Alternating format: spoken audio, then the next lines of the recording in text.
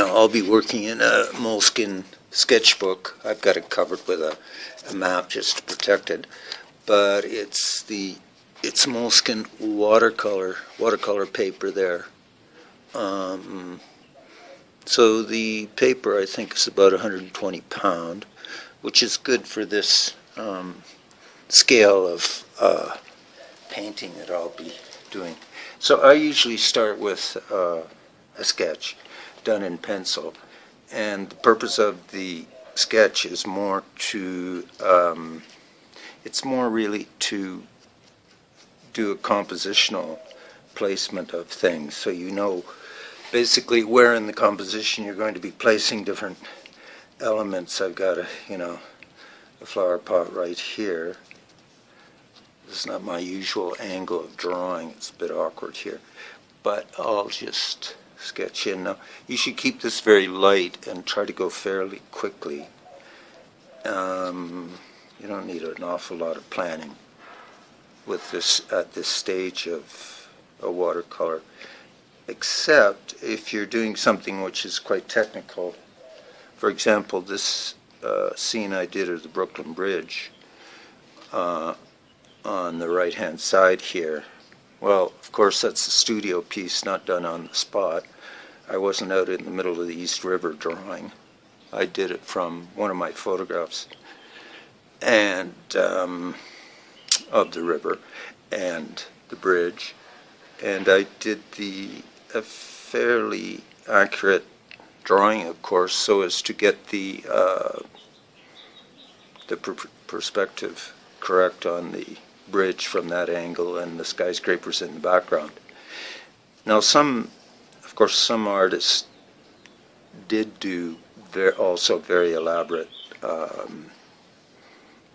sort of preliminary pencil drawings. You can look at this one by Sargent.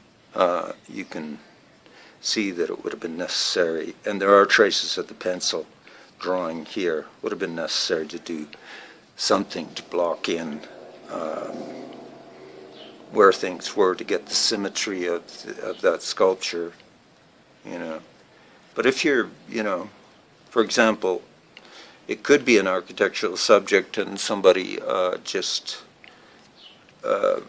wants to take a very impressionistic approach or expressionistic approach towards it, and you can see on this one by John Moran, for example, of the East River and the Brooklyn Bridge, he would not have really spent too much on a preliminary drawing for that.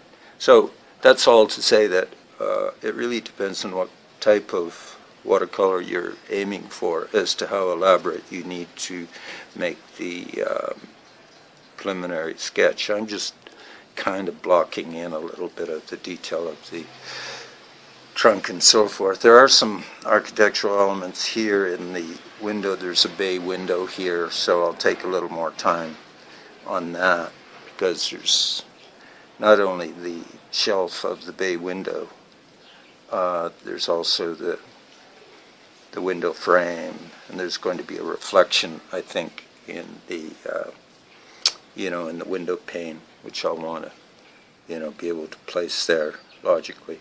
So anyway, for something like this, you shouldn't really spend more than say 10 minutes on the central part of the watercolor. So once the preliminary drawing is done, we can start to block in certain areas, especially large areas. Now most of this is done very lightly in soft pencil, so most of that drawing will disappear, and whatever is visible can be taken off with a kneaded eraser if necessary. Some people don't bother even erasing that preliminary pencil drawing. If it's light enough, you don't have to bother. Anyway, the next video we'll start doing some painting. Okay.